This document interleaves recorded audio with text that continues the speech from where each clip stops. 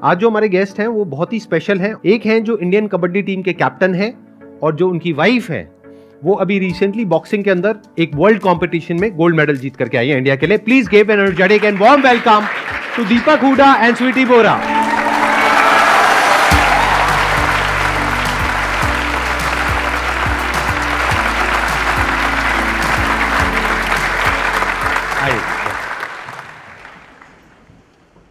आप थोड़ा सा बताएंगे कि आप लोग कैसे मिले, और शादी तो अभी आई थिंक लास्ट ईयर हुई है, लास्ट ईयर, राइट?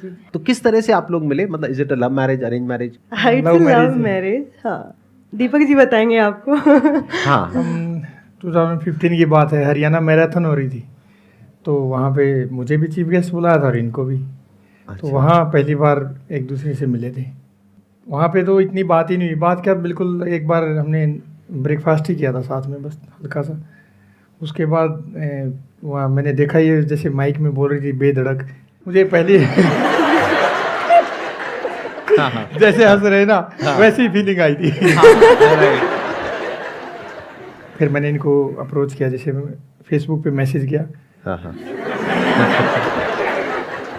तो मैडम ने 2 महीने लगा दिया रिप्लाई करने में। अच्छा, इन्होंने तो बता दिया कि इनको जो अच्छा लगा आपके अंदर वो था आपका कॉन्फिडेंस। तो आपको इनमें क्या अच्छा लगा था जिसकी वजह से आपने हाँ बोला या आप एग्री हो गए शादी के लिए? जब मैं इनसे पहली बार मिली थी, मतलब वहाँ मुझे नहीं पता था इनके बारे में कुछ भी, लेकिन हमारी फेसबुक पर बातें हुई, हम फ्रेंड्स बने, और उसके बाद हम पहली बार जब जहाँ मिले और जैसे उन्होंने अपनी लाइफ के बारे में बहुत सारी चीज़ें बताई कि फैमिली का मतलब इतना सपोर्ट नहीं था, मम्मी पापा भी नहीं थे, फिर भी यहाँ तक आए इतना कुछ करके, इतना स्ट्रगल करके। तो ये चीज़ मुझे इनकी बहुत ज़्यादा अच्छी लगी। और मैंने उस टाइम इनको बोला कि अगर मतलब कोई तुम्हारा साथ दे या ना दे, लेकिन मैं हमेशा तुम्हारे साथ खड़ी रहूँगी, कि आधी रात को अगर लड़के जैसे लड़ने के लिए तैयार रहते ना, वहाँ भी खड़ी रहूँगी। और अगर ऐसे लगे मैं रात को फ़ोन कर दिया, भाई यहाँ ये पंगा हो गया, वहाँ भी मैं तैयार हूँ, ठीक है। तो ऐसे हमारी दोस्ती स्टार्ट हुई, लेकिन पहले ऐसा कुछ था नहीं उस वाला शादी वाला, लेकिन इन्होंने फर्स्ट डे से ऐसे सोचा कि शादी करूँगा तो इसी से करूँगा। लड़कों की यही प्रॉब्लम होती है, हमारी विजन काफी क्लियर होती है, मतलब बहुत दूर तक देखते हैं। पहले थोड़ा हंसी मजाक कर लेते हैं, उसके बाद में थोड़ा सीरियस मोटिवेशन पे और उस सब पे आएंगे। क्या कभी एक्चुअल में कभी ऐसा हुआ कि आप दोनों की लड़ाई हुई हो, दोनों ने मिल करके किसी को पीटा हो, या ऐसा कभी कुछ हो गया हो? नहीं, किसी को वैसे मिल के पीटा तो नहीं आपस में। हाँ, लेकिन एक बार एक झगड़ा हो गया था, ऐसे था तो फैमिली का ही, तो मैं तो इतना बोल नहीं सकता था। अच्छा। तो मैं वैसे कम ही बोलता हूँ, वैसे मैं ज़्यादा सीरियस टाइप। तो मैं ऐसे बैठा था, वो मुझे बोल रहे कुछ, अब गलती भी उनकी, काफ़ी देर होगी, स्वीटी बैठी देख रही, मैं कुछ नहीं बोला, मैं चुपचाप सुन रहा। इसको आया गुस्सा, इसने उनका गला पकड़ के उठा लिया।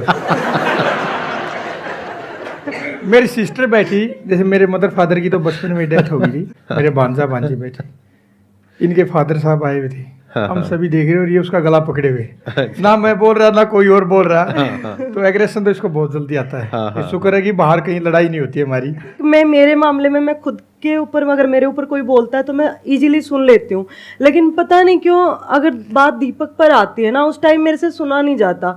इनसे अगर मेरी बहुत ज़्यादा लड़ाई भी हो रही हो, बोल भी नहीं रही हो, अगर इनके बारे में फिर भी ऐसे कोई बोल देना, मेरी आंखें ऐसे जाती है। तो जब आप लोग क्वेश्चंस पूछेंगे तो थोड़ा ध्यान रखना, ठीक है? हाँ, आप इनके बारे में बोल सकते हैं, इनके बारे में भूल के भी मत बोल देना। तो अब ये तो हो गया हंसी मजाक, अब थोड़ा एक सीरियस बात करते हैं। आप दोनों ही हमारे देश के लिए गोल्ड मेडल लेकर के आए हैं अलग अलग स्पोर्ट्स में, तो इसके लिए कितना डिसिप्लिन चाहिए, डे टू डे बेसिस पे कितने सालों तक कितनी मेहनत करनी पड़ती है, अपनी फिटनेस के ऊपर काम करना पड़ता है, अपने स्किल्स के ऊपर करना पड़ता है, अपनी प्रैक्टिस करनी पड़ती है, तब जा करके कहीं कुछ आप इतना बड़ा अचीव कर सकते हैं। तो हम सब आपसे ये समझना चाहेंगे कि ये जो डिसिप्लिन है आपके अंदर, ये किस तरीके से आप कंसिस्टेंटली इसको कैसे मेंटेन करते हैं आप दोनों? देखो, कोई भी फील्ड में जो अच्छा कर रहा है, जैसे आप हैं या कोई भी है, हार्डवर्क तो सबको करना पड़ता है, लेकिन एक एथलीट की लाइफ ना थोड़ी डिफरेंट होती है। हम पढ़ाई सर्दी बारिश गर्मी है तो एसी में लेट के भी कर सकते हैं, सर्दी है हम अपनी रजाई में दुबक के पढ़ाई कर सकते हैं, लेकिन हमें तो वही सुबह 4 बजे उठ के, चाहे सर्दी हो चाहे बरसात हो रही, प्रैक्टिस के लिए जाना पड़ेगा। और बहुत बार ऐसा होता है कि इंजरी हुई होती है, हमें एंकल सूजे रहते हैं, लेकिन हार्ड वर्क करना है क्योंकि नेशनल सर पे आया होता है। सुबह तकरीबन आज तक लाइफ में कोई 200 बार ऐसा हुआ होगा इतने सालों में कि सुबह उठते हैं तो पैर लंगड़ा के चल रहे हैं, पैर सूजे हुए हैं, पूरी बॉडी पेन कर रही है, लेकिन फिर भी हार्ड वर्क करना है। और इंडिया टीम का सवाल होता है तो हार्ड वर्क उस लेवल का ही करना पड़ता है, क्योंकि पूरी दुनिया के साथ खेलना होता है। तो कभी तो मन में ऐसा आता होगा कि छोड़ो ये सब, अब क्या ज़रूरत है, अब तो इतना अचीव कर लिया है। मतलब I am just curious to know, क्योंकि जब एक इंसान अपने करियर को शुरू कर रहा होता है तब तो क्या होता है कि गोल क्लियर होता है कि हमें देश के लिए गोल्ड मेडल लेकर के आना है। अब तो आप दोनों ही काफ़ी कुछ अचीव कर चुके हैं, बहुत सारे आपको अवार्ड्स मिल चुके हैं, बहुत सारे मेडल्स मिल चुके हैं। तो अब आपकी क्या मोटिवेशन है, अब क्यों सुबह उठना है, अब क्या ज़रूरत है? सीखने की और प्रोग्रेस करने की कोई लिमिट नहीं होती। हम पूरी लाइफ सीख सकते हैं और पूरी लाइफ हम प्रोग्रेस कर सकते हैं। अगर गिव अप करना होता तो यहाँ तक क्यों आए थे? अगर हार ही मानना था तो पहले भी ठीक था। मेरे मदर फादर की डेथ हो चुकी थी, मेरे पास 1 रुपया नहीं होता था, जब कोई सुविधा ही नहीं थी, मेरे पास सोचने को भी ये होता था कि सुबह क्या करूँगा। उस टाइम इतना हार्ड वर्क करते थे। मैंने एज ए टीचर भी काम किया 2 साल। ये कितने साल पहले की बात है? ये 2010 की बात है। अच्छा। 2 एकड़ ज़मीन थी मेरी, उसमें मैं खेती भी करता था। मेरा गोल बिल्कुल क्लियर था कि मुझे इतनी मेहनत करनी है कि जल्दी से कोई जॉब मिल जाए। हाँ हाँ। और कबड्डी मैंने इसलिए चूज किया कि ये बिना पैसे का खेल था। कैसे, मतलब मैं समझा नहीं कैसे? इसमें अपने को एक किट चाहिए बस। हमारी कच्चा बनियान, देसी भाषा में बोलते हैं, कच्चा बनियान उठाया और चल दी। इन्वेस्ट नहीं करना पड़ेगा आपको। अच्छा। मिट्टी के ग्राउंड में खेलते थे। तो जैसे क्रिकेट है या कोई भी टेनिस, उसमें किट चाहिए, ये चाहिए, वो चाहिए, पैसा चाहिए, हाँ। कोचिंग के लिए भी आपको बढ़िया एकेडमी चाहिए। ये बिना पैसे का खेल था। मैंने इसलिए चूज किया कि मेहनत ज्यादा कर लूंगा, वो मेरे बस की बात है, जो मेरे हाथ में वो कर लूंगा। तो सुबह 2:30 बजे उठता था मैं, 6 साढ़े 6 बजे तक प्रैक्टिस करता। कई बार तो ये लगा कि सब कुछ छोड़ दो, जिंदगी मतलब बर्बाद हो रही है, कुछ हो ही नहीं रहा सब कबड्डी से। वही 2-2:30 का टाइम आते ही वही फिर वो पॉजिटिव थॉट आई कि शायद प्रैक्टिस में कहीं कमी है। जो चीज़ कल से 200 बार की थी वो आज 400 बार करनी है, आज से बस वो डबल कर देनी है। फिर मैंने पीछे मुड़कर देखा नहीं। मैं अपना पहला सीनियर नेशनल खेला था 2014 में, पहले सीनियर नेशनल का बेस्ट प्लेयर था। क्या बात है, बहुत बढ़िया।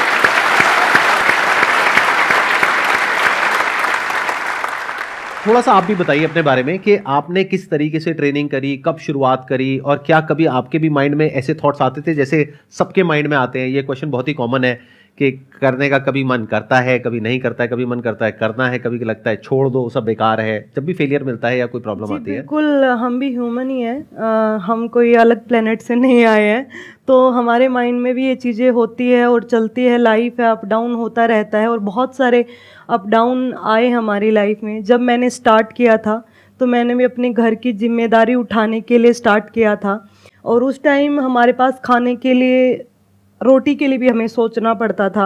ऐसा टाइम हमने देखा। लेकिन मेरी माँ बहुत ज़्यादा हार्ड वर्किंग थी, और उन्होंने मतलब कभी भी हमें ना गिव अप करना नहीं सिखाया।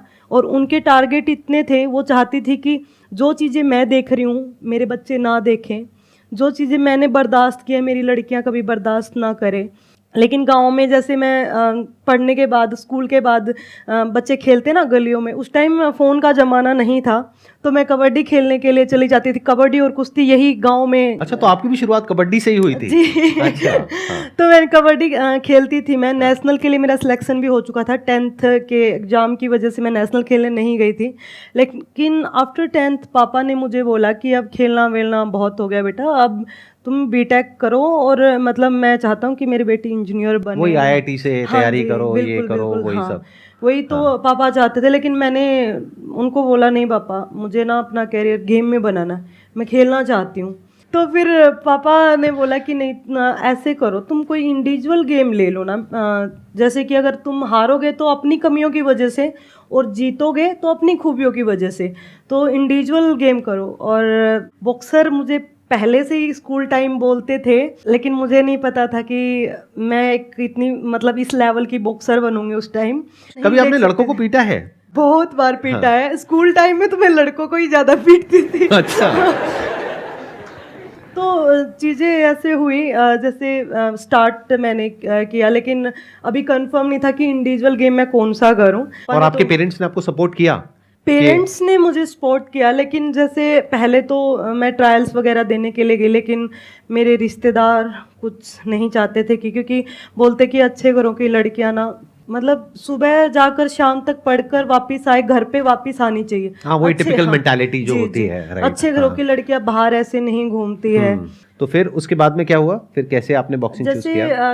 रेसलिंग और बॉक्सिंग 2 ही ऑप्शन रहते थे मेरे पास। रेसलिंग मुझे पसंद भी नहीं था, लेकिन मैं ट्रायल्स जैसे पापा ने न्यूज़पेपर में भी देखा था कि साई में अच्छे बच्चों को तैयार किया जाता है, यहाँ हिसार साई में। मेरे गांव से भी लड़के थे जो हैंडबॉल खेलते थे, उन्होंने भी बताया था। तो वहाँ कोच ने बोला कि लड़की की हाइट अच्छी है, वेट अच्छा है, मतलब ठीक है, ये बॉक्सिंग में डालोगे तो अच्छा कर लेगी। तो वहाँ से मैंने बॉक्सिंग में एंट्री की, लेकिन ऐसे नहीं, पहली बार जब मैंने बॉक्सिंग के ग्लव्स डाले थे, वो भी मेरी नॉकआउट बाउट से मैंने स्टार्ट किया था, और वो भी एक बहुत ही यादगार लम्हा है मेरे लिए। जब पहली बार मैं रिंग में चढ़ी, बॉक्सिंग ग्लव्स मैंने डाले, उस टाइम जो जिस लड़की के साथ मेरे ट्रायल्स थे वो काफ़ी टाइम से प्रैक्टिस कर रही थी, और मैं जाती हूँ, जैसे बेल बजती है, बॉक्स होता है, वो लड़की मुझे मार मार के मेरा मुंह लाल बना देती है। फिर जैसे राउंड ख़त्म होता है, मेरा भाई रिंग के साइड में खड़ा होता है, तो मेरे को बोलता है, दिखा दिए दिन मत आ रहे, मेरे तो बहुत मारे। इसका मार के दिखाना है, फिर तो मानू। मेरे को इतना गुस्सा आया, क्योंकि मैं सबको, मतलब ऐसे नहीं था, मेरे अंदर बहुत ज़्यादा पावर थी, तो कोई बोलता नहीं था इतना कि मतलब उल्टा पुल्टा। मैं गई और जाते ही मैंने उस लड़की को, अब पता है उसको अपर कट बोलते हैं, मैंने उसको पेट में इतना ज़ोर से मुक्का मारा, वो लड़की वहीं गिर गई। वो मेरी लाइफ का पहला नॉकआउट था, और मेरे गेम में वो पहली मेरी एंट्री थी बॉक्सिंग में। और उस टाइम जो कोच थे, उन्होंने बोला कि एक दिन आपकी ये लड़की वर्ल्ड में बहुत आपका नाम करेगी और वर्ल्ड में चैंपियन बनेगी। और वो लड़की आज आपके सामने वर्ल्ड चैंपियन बनकर बैठी हुई है।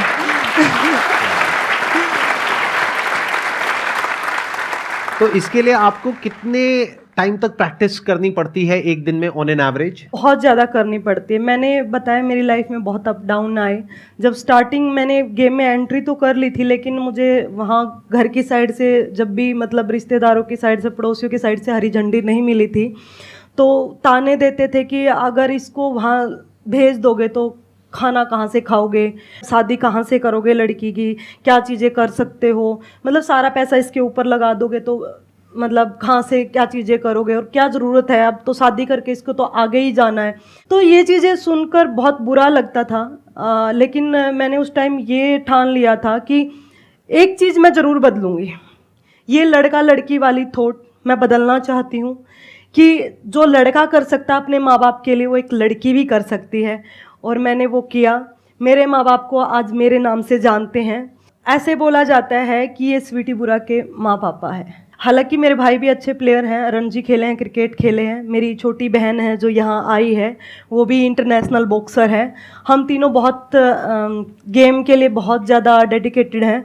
और रहती बात प्रैक्टिस की, तो प्रैक्टिस के टाइम मैं बता दूं आपको, 12 घंटे पर डे भी किया हुआ है मैंने। और अभी 8 आवर हमारी चलती है प्रैक्टिस। अभी तो, भी जी, मतलब 8 8 आवर। घंटे आप लोग प्रैक्टिस करते हैं? आप जी, भी जी। 8 घंटे एक दिन में? आप में से कितने करते हैं जिम या जो भी प्रैक्टिस या व्हाटएवर?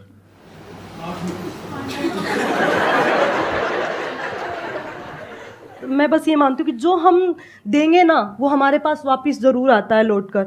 तो मैंने इतनी मेहनत की, मैंने इतना हार्डवर्क किया है 12-12 घंटे से लेकर। और जब मतलब ऐसा होता है कि पाँव से चला नहीं जा रहा है और मेरे हाथ में इंजरी, जैसे फ्रैक्चर हो चुका है, फिर भी हम काम कर रहे हैं, मतलब आंखों में आंसू आ रहे हैं मेरे को, लेकिन फिर भी मैं वो काम किए जा रही हूँ। और मैं बस ये बोल रही हूँ, देख रही हो ना तू, मतलब मैं माता रानी को बहुत मानती हूँ, तो मैं उसको बोलती हूँ ना, देख रही है ना तू कैसे कर रही हूँ मैं। अगर आपको मेरी मतलब परीक्षा में कुछ कमी रह गई है तो अब भी देख लो, वो भी दे दो मुझे, मैं उसके लिए भी तैयार हूँ।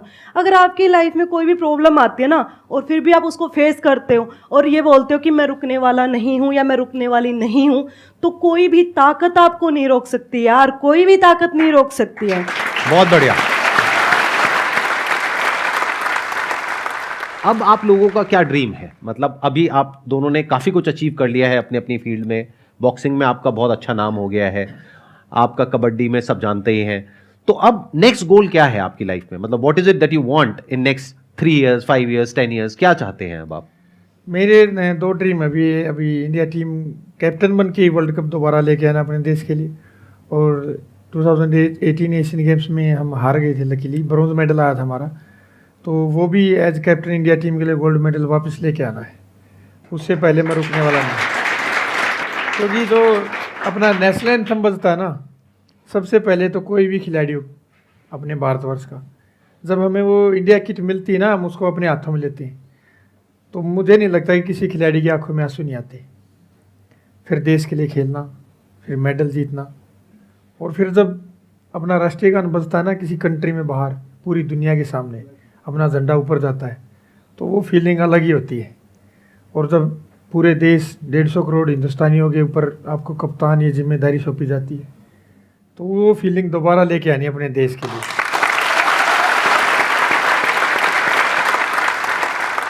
आपका क्या गोल है, आपका क्या प्लान देखिए है? मेरे पास सब में गोल्ड मेडल हो चुका है मेरे पास, लेकिन अभी एक ओलंपिक का गोल्ड मेडल रहता है मेरे लिए, और इसके लिए ना मैं दिन रात बहुत ज़्यादा मेहनत कर रही हूँ, और मुझे आप सबकी दुआओं की बहुत ज़्यादा ज़रूरत है। अब आप लोग बताइए, आप लोगों के माइंड में कुछ क्वेश्चंस आ रहे होंगे जो आप इनसे पूछना चाहते हैं। क्वेश्चन मेरा ये है कि जैसे आपने बताया कि हार्ड वर्किंग आपने बहुत की हुई है, तो आप लोग लक पे भी विश्वास करते हैं क्या? कि क्योंकि अभी हमारी साइड ये है कि कुछ अगर नेगेटिव होता हमारे साथ, बोलते कि शायद किसी की नज़र लग गई है हमें। ऐसा कभी आपके साथ हुआ है कि कभी आपने ये कहा हो कि परफॉर्मेंस मैंने पूरी दी है लेकिन कहीं लक मेरा साथ नहीं दिया? देखो, ये तो कभी कभी फील तो हो जाता है कि लगता है कि शायद मैंने इतना हार्ड वर्क किया, मैं उतना अचीव नहीं कर पाया, या कल मैं इतना अच्छा नहीं खेल पाया या किसी कंपटीशन के लिए। लेकिन ओवरऑल ऑप्शन एक ही होता है हमारे पास, हार्ड वर्क, क्योंकि उसको कोई नहीं छीन सकता। लक का तो गारंटी नहीं होती, लक में तो ये होता है कि लक साथ दे देता तो हो जाता, लेकिन मुझे पता है कि मैंने इतनी हार्ड वर्क कर रखा है कि मैं ये 100 मीटर स्प्रिंट 10 सेकंड में निकाल लूँगा, वो मेरे हाथ में है। अब वो पैर ट्विस्ट हो जाए या ना हो जाए, वो मेरे हाथ में नहीं है, या कोई दूसरा ज़्यादा मेहनत करके अपनी मेहनत की गारंटी ले सकते हैं हम, वो हमारे हाथ में है। तो हार्ड वर्क पे ही ज़्यादा बिलीव करता हूँ मैं तो। और इनके क्वेश्चन में ना 2 फैक्टर्स हैं, एक लक है, एक ये कह रहे हैं नजर लग गई। वो लक नहीं है, वो तो अंधविश्वास हो गया। वो तो अंधविश्वास हो गया। तो क्या आप दोनों अंधविश्वास में विश्वास रखते हैं या लक में विश्वास रखते हैं? लक मतलब कि बहुत कुछ हमारे हाथ में नहीं होता, विच इज अ फैक्ट। गांव में वो बैल लेके आते थे, कुछ महाराज वगैरह गांव में आते थे पहले, नंदी बैल लेके। उस टाइम मेरे फादर जीवित थे, 2006-7 की बात है। तो उन्होंने बोला मतलब इसका बताओ थोड़ा अच्छा फ्यूचर। तो उसने एक तो मैं 26 साल में मार दिया था। 26 साल के हो जाओगे। अभी आपकी एज कितनी है? अभी मैं 29-30 हो हाँ, तो पार हो गए, ठीक है, पार हो गए, बढ़िया। तो बोले 26 साल, इनकी तो एज बहुत छोटी है। हाँ। पिताजी बोले कितनी है? बोले तो 25-26 साल ही जिएगा। और फिर बोले और कुछ अच्छा करेगा? बोले नहीं, ये दाल रोटी मुश्किल खाएगा। तो ये मैं आपको सच्चाई बता रहा हूँ, इन चीज़ों के ऊपर बिलीव मत करो। अगर आपने किसी भी फील्ड में आप अच्छा करना चाहते हैं, चाहे अपनी पढ़ाई में, अगर आप किताब उठा के पढ़ोगे ही नहीं तो दिमाग में कहाँ से पढ़ाई घुसेगी, आपकी नॉलेज ही नहीं जाएगी। तो वो हार्ड वर्क ही है। अब आपने बुक्स पढ़ी नहीं और बोलते मेरी किस्मत खराब थी इसलिए फेल हो गया, तो वो अंधविश्वास ही है। फिर जो अपना मतलब हार्डवर्क कर रहे हो या पढ़ाई कर रहे हो, कुछ भी कर रहे हो, बस खुद पर बिलीव होना चाहिए कि हाँ मुझे ज़रूर मिलेगा, और अपने कर्मा पे बिलीव होना चाहिए। और बिलीव करोगे जब ही मिलेगा। ऐसा नहीं कि मैं पढ़ रही हूँ और मुझे विश्वास ही नहीं कि यार पता नहीं क्या होगा, पता नहीं क्या होगा। अरे तूने काम किया है यार, खुद पर विश्वास करके मैंने इतना काम किया है, कुछ भी हो मैं कर लूँगा, बस दैट्स इट। ये एटीट्यूड लेकर चलते हो ना आप, तो आप किसी भी फील्ड में नहीं हार सकते, किसी भी फील्ड में। अब आपको नजर नहीं लगेगी।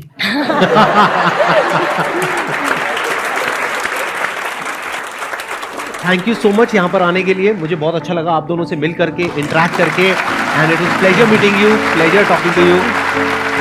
Big round of applause for both of them.